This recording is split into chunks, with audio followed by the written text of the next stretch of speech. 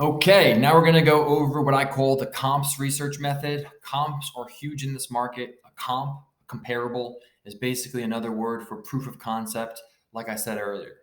If you know something is operating in that specific area with a specific unit type, it's a safer bet for you.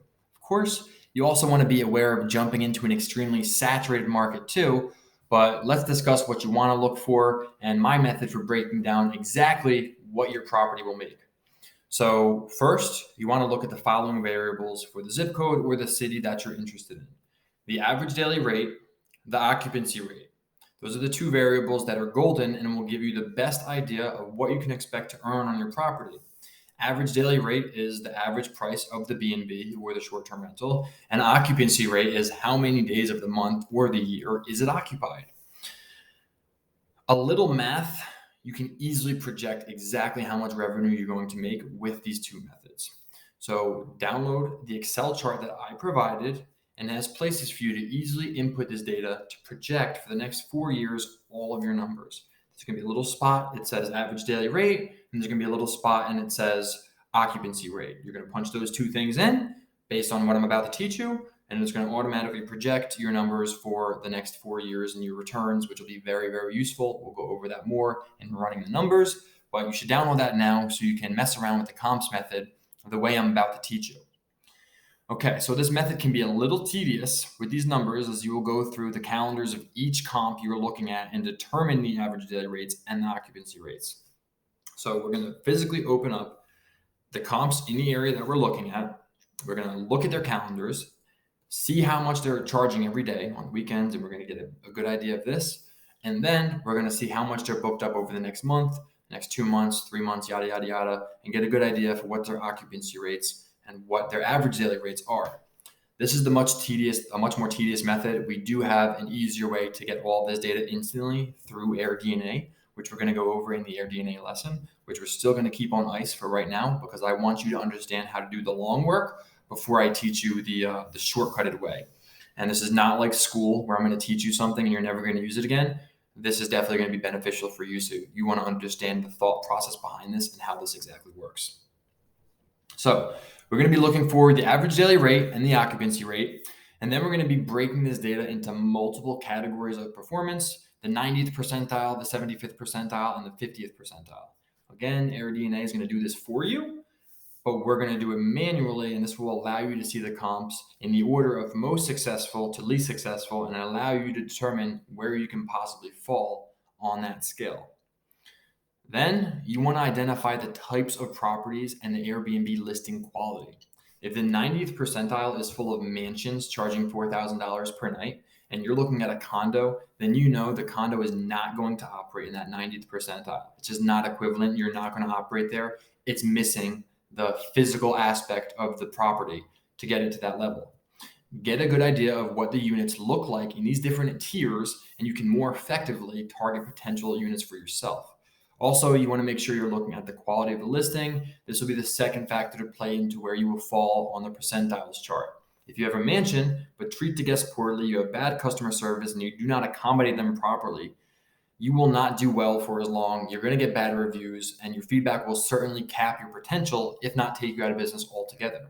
So look at the listings. Are the photos beautiful? Do they have photos of the surrounding attractions of the nightlife? Do they even have photos of every room, or is it just iPhone photos that someone took in a whim? We will go over photos in another lesson, but you will have to find people who have subpar units doing phenomenal because they go the extra mile in everything they do and get rewarded for it. Meaning they don't have the mansion, but they have a dingy little condo, but they have amazing photos. They listed there properly, right? They accommodate their guests properly, and everyone loves them. Those people are still going to operate in a pretty high percentile. It's probably not going to be the highest percentile because, like I said, they're missing the geographic feature and the physical feature of the property, which is how big is it? Does it have pools? Is it a mansion or is it a condo, right? So there's the two ends of the spectrum there. And that's basically what you're going to determine where you're at with, where you're going to fall with your percentile range. So now let's put this into action. We're going to actually show you exactly where or exactly how to use this method for yourself. So we're going to get off this screen and we're going to look from a map view.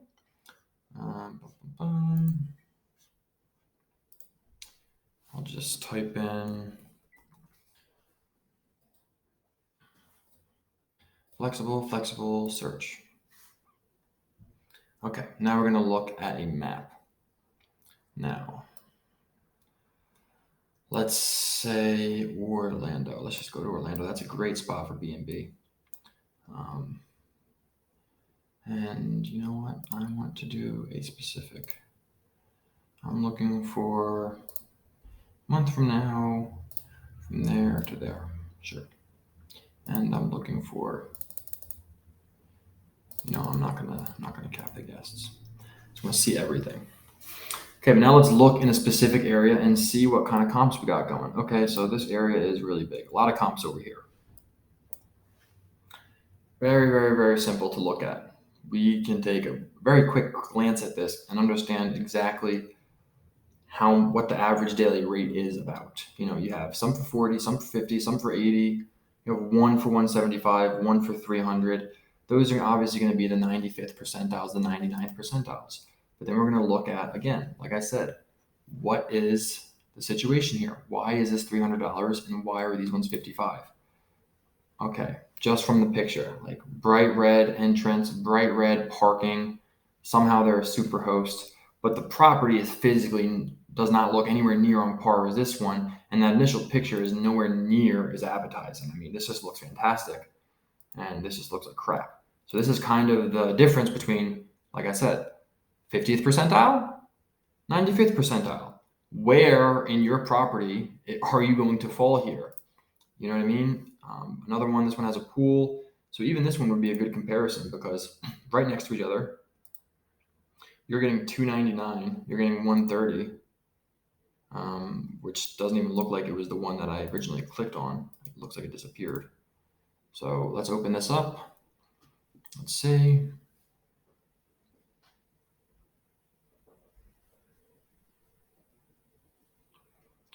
Okay. Property is certainly limited in terms of the physical qualities. Interior is just not that nice. But you can see they're doing everything else right, which we will go over. But look at all the things that they're doing right. One, you have pictures of everything. You see it outside. You can see exactly what's going outside. You can see where the walk path is, where you're going to come into. I'm assuming this is right on the other side of the door because they're setting you up for that. You come in here, you come into the outside, you open the door, and this is what you're looking at. You have the kitchen.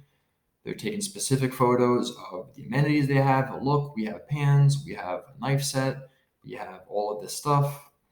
We have the fire extinguisher, photo of the kitchen from a different view, each individual drawer so that you can see exactly the utilities that you're going to have when you get there. They set you up with a little wine thing here, a pack of popcorn and a wine glass. A handwritten note I would put there as well, but they did a good enough job there. And that's how you over provide for the guest and take a unit that's not that nice. Like, this is not that nice. It's just not a physically beautiful property. But they did so much here and did such a good job listing it. I mean, the photos could definitely be higher quality photos. They should have hired someone to come in and take professional photos and edit them. But they took a sufficient amount of photos. They show you everything. They did a lot of the things that you're supposed to do, that you will learn that you're supposed to do throughout this process. They even have the baby bed in here. This is huge. Who is your target audience? We're going to go over this in the target audience thing, but they're clearly targeting families. Hey, you're a family, you have a newborn baby. Look, we have a pack and play for you. We have a baby crib. We have baby bottles and whatever the hell this is for babies. But we are prepared for families. Look at all the things we have, Tupperwares. We're prepared for you guys. And, a little bit overkill at this point. They're showing us multiple pictures at the same time, but you get what I'm saying. So these guys lack on the factor or the variable of the percentile, which is the physical property, but they gain on the amount of time and effort they put into this listing and making sure that you know exactly what you're going to get into it. I don't even have to look at the description. I know the description is going to be good because that's obviously how they are. They're probably going to utilize all the 500 words. They have the space. They have the guest access. They have all these things. The Roku TV, which again, I'm going to go over that. Roku is very important because it's so simple for people to understand, but we'll go over that. and they're super hosts. So, the difference between them, this is good because this is a good example of someone who basically came pretty close to maxing out the one variable of I'm going to list it as best as I can, and they were rewarded obviously by getting superhost status, but it's still not enough to go for $300 a night, $238 a night. You know what I mean? It's just not that nice. And then you look at 238 and 299. I bet the difference there is going to be somewhere in the listing because this one has a pool and this one has a pool. This one's charging significantly more a night. So it just makes sense that it would probably have a few amenities that are above and beyond here. So let's take a look and back up our theory. And this is all good because this is real live research. This is how the thought process works when you're looking at these units and you're using these methods to determine what is going to be good and what's not going to be good. And I'm just going to narrate my thought process so you can better understand where I'm coming from when I'm making these decisions. So, first and foremost, I don't have to tell anybody. You can already see it. This is a dingy photo. Dingy photo. This is obviously a beautiful photo. Very unappealing title. Pool, home, fully fenced, near all attractions, MCO. What the hell does MCO mean? I don't know. Maybe someone knows from the town, but I don't know what MCO means. If I don't know what it means, other people don't know what it means. So I don't know why it's in your title. This one, heated pool and vacation and oasis. Number one location. There's much more, they capitalized heated. They tried to capitalize all the letters in here, but got lazy somewhere along the lines. Put number one location. The title just has more energy in the title. You can see it. And then you look at the pictures and it's like, okay, you didn't really feel like you needed to furnish the outside of your property. You guys went overboard and over furnished the outside of your property. I see multiple umbrellas, an overhang, 3 umbrellas, 1, 2, 3, 3 pool chairs, another 2 over here, a dining table with 8 chairs in there. These people clearly went more above and beyond than these other people. So again, now we're talking, we might be more on par with the physical level, but these people went way above and beyond in terms of amenities and decorations and providing for the clients. And let alone, this one is still pretty nice on the inside. And this one is, it looks like maybe it could look the same with the floors if they took better pictures, but they took such god awful photos. And you can see they're just like not straight, they're crooked. It looks like he needs to clean his screen almost. It's a little foggy. A good amount of photos, and he threw in some attractions here, which is a good idea to, make sure people come, but I don't even know where this is. Is this even in Florida? Maybe, I don't know, in Orlando.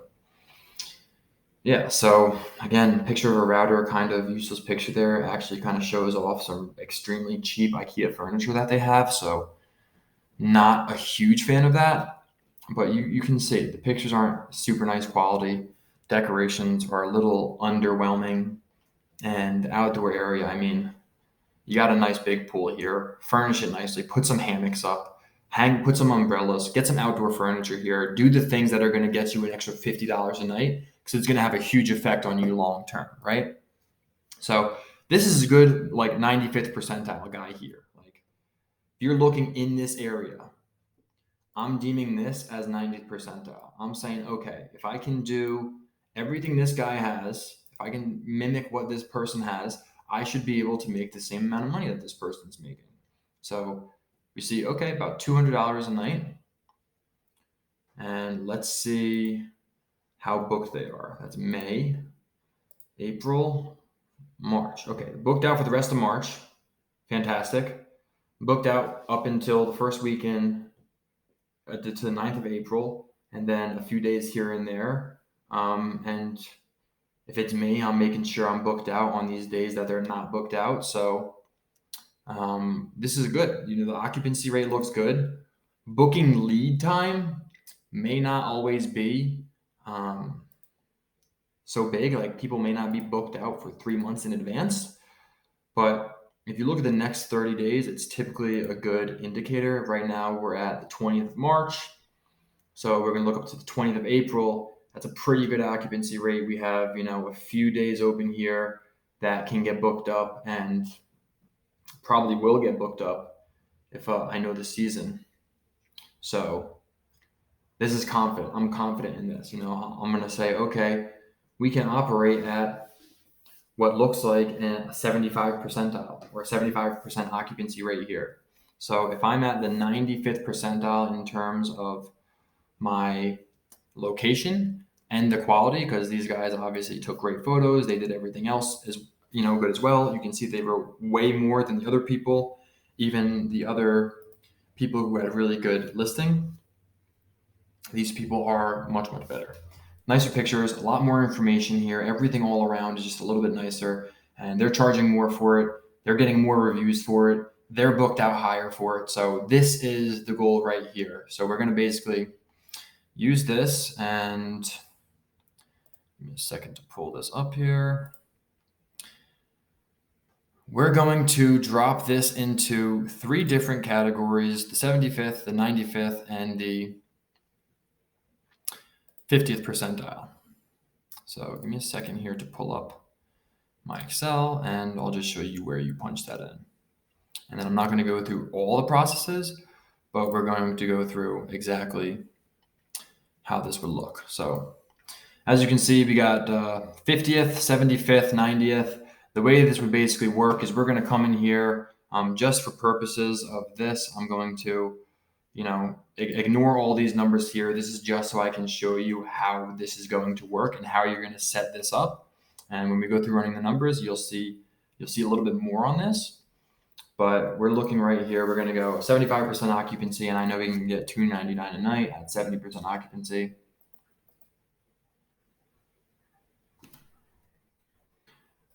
Okay, now we know how much money we can make. Obviously, these numbers are not accurate, so the profit margins are not right. But you go through and you would punch this in for the 90th percentile, actually. So that would be 75, $299. You know how much money we're getting. You go in the 75th. You find one of these other comps that is closer to the 75th percentile. Okay, this person's probably closer to the 75th percentile. You got a good listing, but your property's just not there. So maybe use that for the 75th percentile. I'm sure they're booked out. I'm sure the occupancy rate is great. It's just not going to be as high of an average daily rate. Let's test that theory. Because there's people for every price range. So May, these people are actually even more booked out, it looks like. So again, they have, very oddly enough, a lot of weekends available. Maybe they just block off the weekdays because that's when they'll be there. So maybe this isn't even listed full time. So maybe that's not the best idea, but we understand how we're supposed to do this. Again, I'm going to show you how to skip this whole part so you don't have to go to Airbnb and take this much time doing it. With AirDNA, you can just jump in there to tell you exactly what we're doing here. But now you guys understand the full method of what we're looking at, how we're looking at things, what the thought process is, and how we're determining in a certain location 3 levels of performance based on 2 variables. We have the 90th percentile, the 75th percentile, and the 50th percentile. Those are compiled of 2 variables, which are the physical features of the property. How nice is the property? Does it have a pool? What are the amenities? How above and beyond did they go with the physical aspects of the property? And then there's the host quality. How is the listing? How are the photos? Did they go above and beyond? Are they super hosts? Did they spend time and energy into this, or are they just kind of listing it like these people over here, just whatever, so they can not take good photos, and they're just trying to make a little bit of money here and there. If you do both right, if you do both those variables right, and you can operate in the 90th percentile, obviously you're going to make a lot more money. If you do the things like these, like I said, these people are making another $50 a night on these people just because they spent another couple $100 on some outdoor furniture and took some nicer photos. I bet these people, just with increasing the quality of their photos, could charge a higher daily rate. And then you look at their ratings, 4.5, as opposed to obviously the 4.98. Their service is probably reflective of the pictures that they took. They have subpar pictures. They probably provide a subpar service to their guests as well. So they're leaving money on the table there. I'm sure they're still making some good money because demand is hot in a lot of places, but $50 a night is a lot of money to give up. You're talking 7 nights a week, 350 a week. Adds up 350 times 52, another 18 grand a year. That's a significant difference in your income. So these little things definitely add up. Definitely want to aim to operate in the 90th percentile. But again, it's important we know what qualifies there. You're not getting this rate if you have a unit that's dingy with no pool.